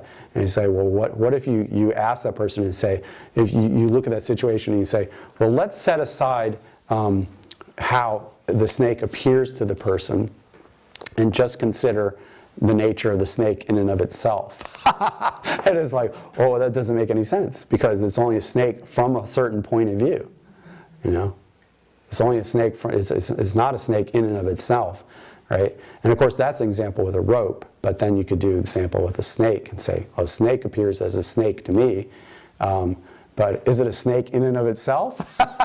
Or is it a snake as it appears to a human mind, that has its disposition You know what I'm saying? So it doesn't have its like, rainbow is always an easy one, to put in there. It's like, well, it's not a rainbow in and of itself. It's like from a perspective of a certain person watching from a certain place at a certain time, then it's not that there isn't a rainbow, but it is a rainbow in relationship to a certain perspective.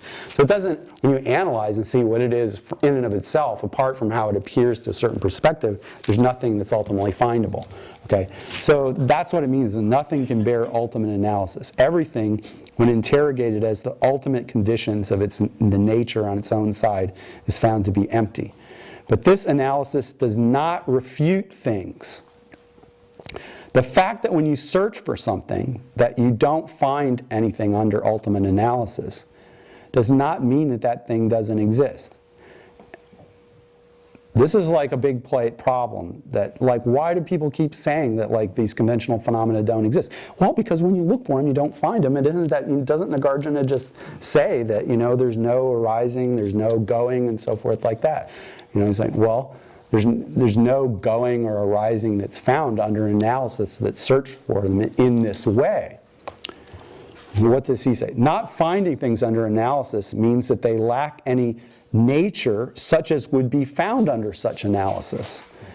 But things exist only conventionally, and they do exist. They just don't exist in a way such that you can find them when you look for them, asking the question, what is it really?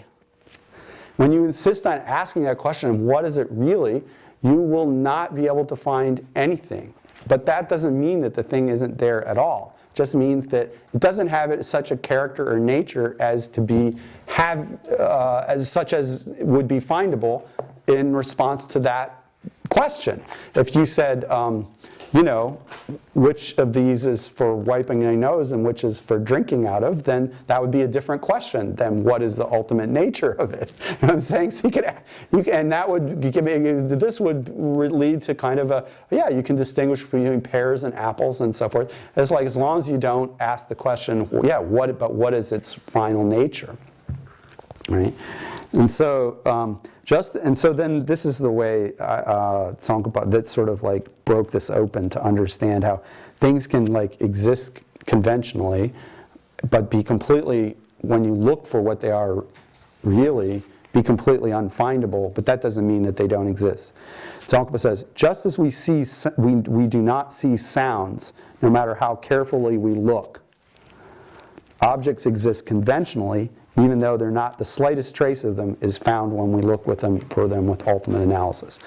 This is a really important example because he uses, the idea is that we trust our ears and we trust our eyes to get practical, useful information in the world. And what we can know with our eyes is different from what we know with our ears. And we can't see the sounds and we can't hear the shapes and colors, right? Normally. Excepting Buddha and certain mental other states, but it's like it's normal. Normally, it's like, okay, so these are like two different, epistemic channels, or two different wavelengths, two different radio channels, like, right? And they're both giving like useful information, but like what's on one is not on the other. The fact of somebody says like, I heard a sound and I have, my ears are plugged or my hearing's impaired, but I go and look really carefully. I won't necessarily, I'll have a difficulty seeing the sound. There's like, the fact that you can't see a sound no matter how closely you look doesn't mean that there isn't any sound. This is very important because he's trying to say that, look, ultimate analysis is one important, vital, reliable way to know about the world. But the mere fact that, pens are utterly unfindable on that wavelength or that channel doesn't prove their non-existence, just like sound isn't proven non-existent by its invisibility. This is like a very short passage and great treatise, but it's like sort of made it clear to me, so I'm dilating on it a bit. But he does, make this really clear that this is what he means. There's different, so just like vision and hearing could be two reliable conventional sources of information. He's saying that there's a conventional way of knowing things and an ultimate way of knowing things, and they're giving you different, not contradictory, but different kinds of information about what's here. So that's what, it's like when then Tsongkhapa talks about, like, all things have these two, what do you say, entities or two aspects, two natures, so there's the ultimate dimension of things, that this emptiness is right here, and you can tune into that wavelength, which we aren't right now. Or you can be on another wavelength, right, which is like ascertaining the conventional, how this is conventionally for a human perspective, right?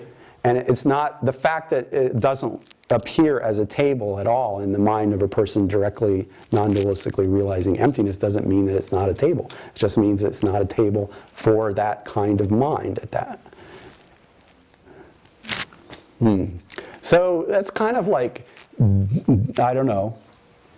It's a really important idea. It fulfills the function, it fulfills Manjushri's instruction that you should, follow Chandrakirti, but also protect appearances.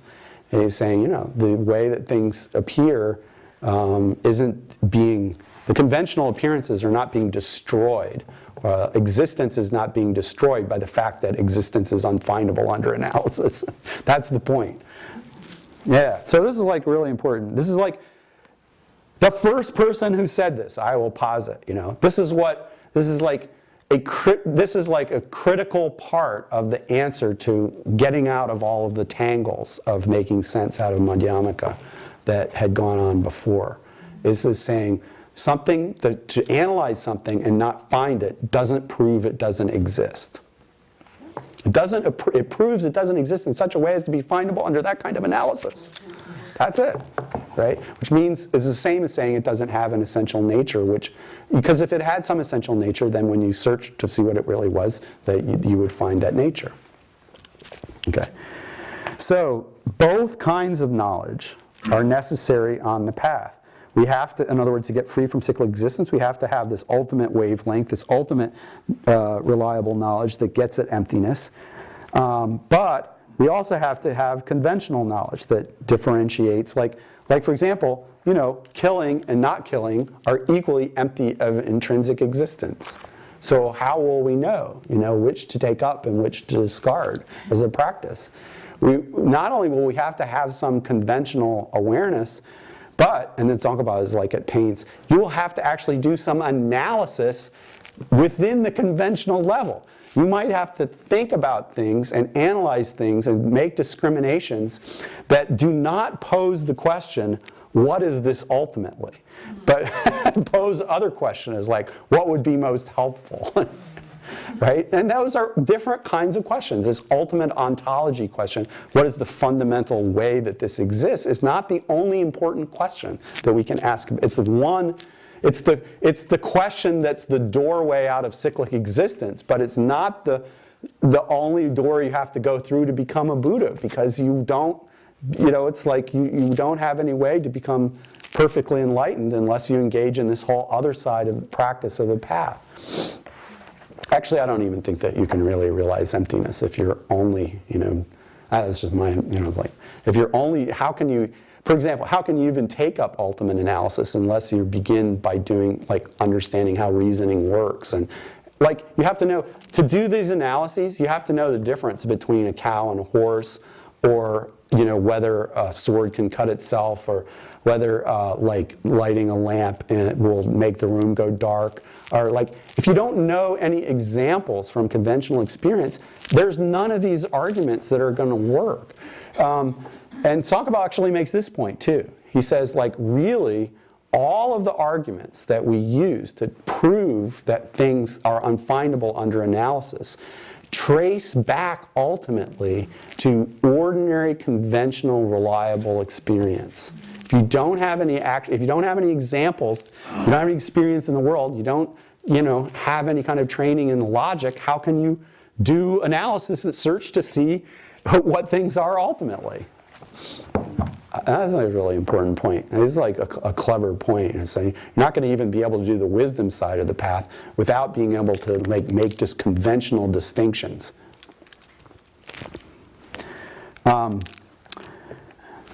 So nothing exists ultimately because all things lack any essential nature that would be findable under ultimate analysis.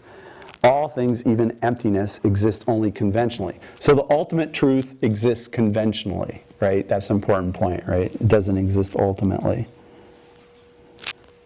And the conventional truth exists conventionally, but it's not true conventionally.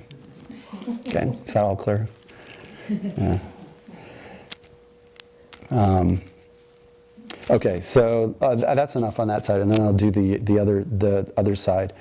So we've kind of established by that Tsongkhapa thinks that there's conventional knowledge, that it's not just that all conventional minds are to be discarded, but it's a critical conventional analyzing and understanding how things exist conventionally is a critical part of the practice of the path, not an object of negation or abandonment. Okay, so then how could that be true if like all of these minds are mistaken? They're all pervaded by, even at the sensory level, even preconceptual level, they're pervaded by a false appearance of things as being essentially existent. So this is what he says about that. Let's see. Our senses are deceived about how things exist. Things appear to them as though they were essentially objectively, independently established when in fact they're not. But at the same time, our senses can be reliable sources of knowledge about what things exist and how when they're not impaired by echoes, optical illusions, disease, drugs, and so forth. So if you have unimpaired sense faculties, they can give you reliable information through a mistaken mind. It's like, this doesn't seem, in retrospect, so hard to say that a mind can be in one way completely wrong and on the other hand also be a source of reliable information. Why was that so hard to figure out? But anyway, it was really hard to figure out. I mean, it's not, this is along with the other point that I made, that and analyzing something and not finding it doesn't prove it doesn't exist. That's like a crucial Tsongkhapa point. And the other one is, yeah, you can have reliable conventional minds that are, conventional minds can be both reliable sources of knowledge and mistaken.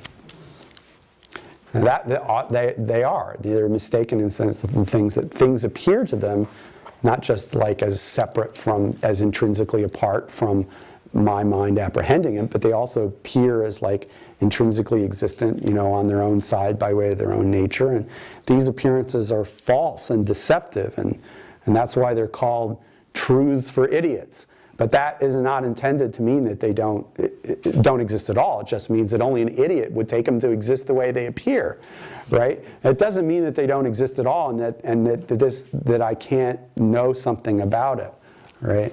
But we can make distinctions, right? Everyone does, even the people who say that we can't. They would be bumping into things. What does deceptive, lua, mean from a prasangika view? Is it the same thing as mistaken, or is it more like wrong, like rakha? Yeah. This whole thing. Well, the lua, and milua, yeah, it can mean different things in different contexts. When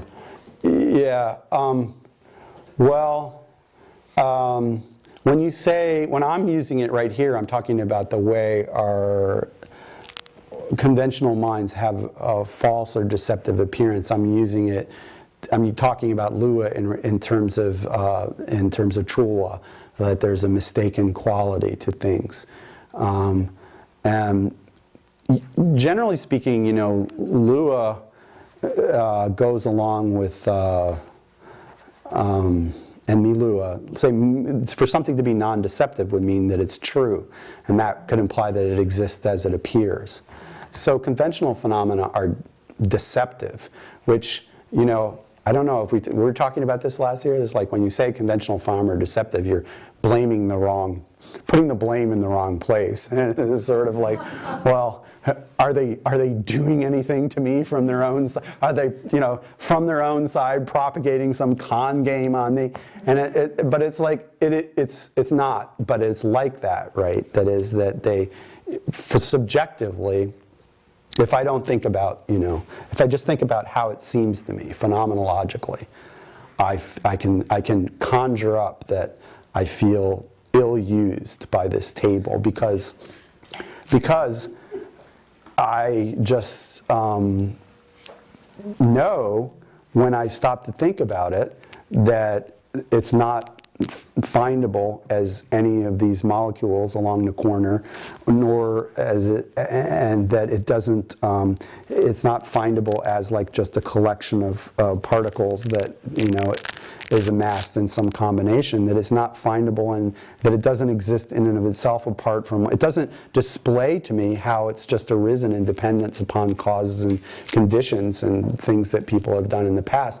It just cheatingly, deceptively presents to me this facade of being naturally here from its own side.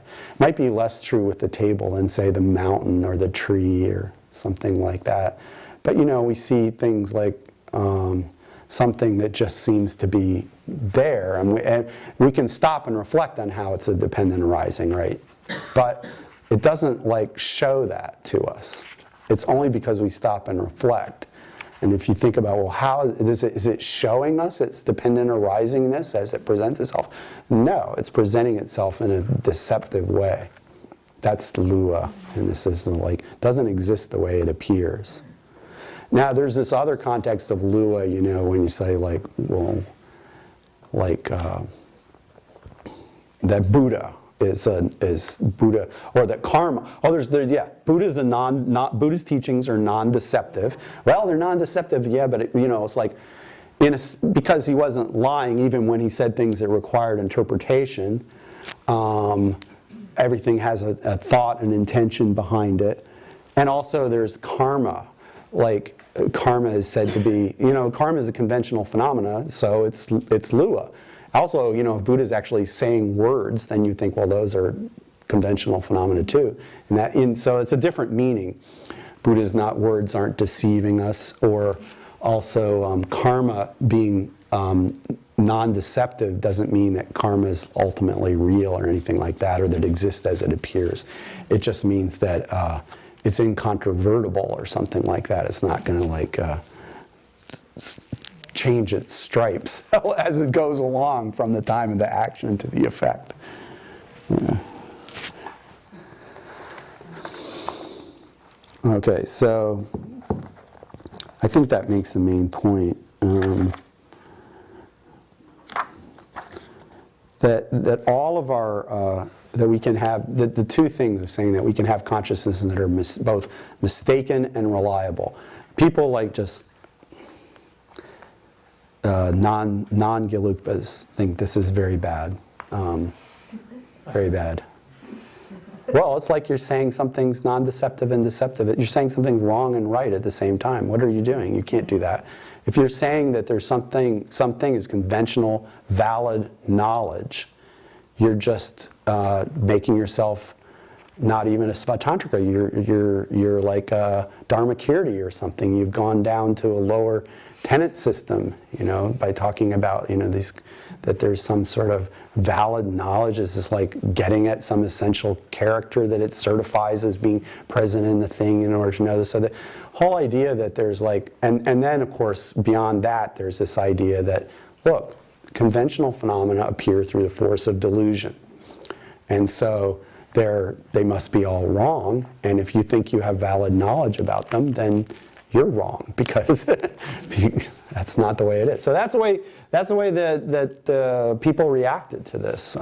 It's generally very critical to the idea that you could go within Chandrakirti and say that there's conventional valid knowledge.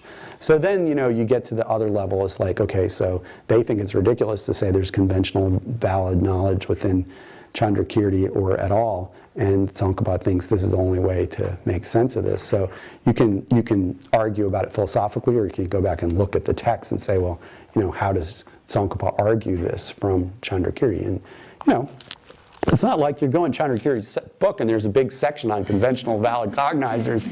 You have to interpret, you have to understand what he's saying in the right way. And Tsongkhapa has, like other things, it makes a very convincing case. It's just more convincing to some of us than others. Yeah. Yeah, he argues that like conventional valid knowledge is conventional, counts as knowledge, and not because it gets at some intrinsic character that's truly existent in the object that it gets at, but because it's not something that's, as long as it's not falsified or discredited by another kind of reliable knowledge, basically. So you have this idea that, we know things, and if you have if I see this as see a mirage as water, then I can, go up close and look and see that it's not really water, and that discredits the idea that was a conventional valid awareness of water, right? But in the case of the water, or the tea, water in the glass, then I can inspect it and you can inspect it, and from any kind of unimpaired human perspective, as long as we don't ask the question, what is it really and what's its water essence, we're not going to suddenly discover that it's really molten tin, and you know what I'm saying? So do you understand, right? And so that's the idea, is it's not falsified, it's not discredited by further inspection by conventional valid knowledge. And then what if I say, well, to my conventional valid mind, this water appears to be intrinsically existent. Well, that could be falsified by analysis of emptiness, right? So there's a different, if it can be discredited by another source of reliable knowledge, then it's not reliable knowledge. And so you don't, and if there's some, it's not by way of going out and checking on the object's side, because you can't do that. It's not that we just happen not to be able to do it. It's just that the object doesn't have any being in and of itself on its own side, right? Because we're prasangikas, right? Even though we believe in conventional valid knowledge, right? Right. That's Tsongkhapa's system. This thing is wonderful, kind of amazing that he figured all this out. And I feel that a lot of people feel the force of this, and they don't, and some of us feel the force of it in such a way that we just get locked into that this is the way to make sense of all this. And then, but within that, there could be a little difference in terms of whether you really believe that he's right about what Chandrakirti meant about Bhavaviveka, but it's different from saying, well, this just makes sense. Whether it's what Chandrakirti meant or not, I think it makes a heck of a lot of sense, And then there's other people who feel the force of it and don't fully agree with it. And this is what you see. Tsongkhapa is not ignored. I mean, people set about trying to refute him, and even the people who are refuting him are doing so because they feel this is a very powerful thing that has to be addressed. And then even within that, they're stealing some of his ideas at the same time they're criticizing the other ones. And that's what I was talking about, is that it takes a while, but Nyingma eventually gets around to taking a lot of Tsongkhapa's ideas and incorporating them into their monastic college system starting in the 19th century, even though they're starting from a completely different place. And of course they don't say that that's what it is, but you can see. Yeah. Okay. All right. Well, thank you very much. Tomorrow we'll start with Uttara Tantra, and then we'll go on to see where that leads into Jonang. Thanks.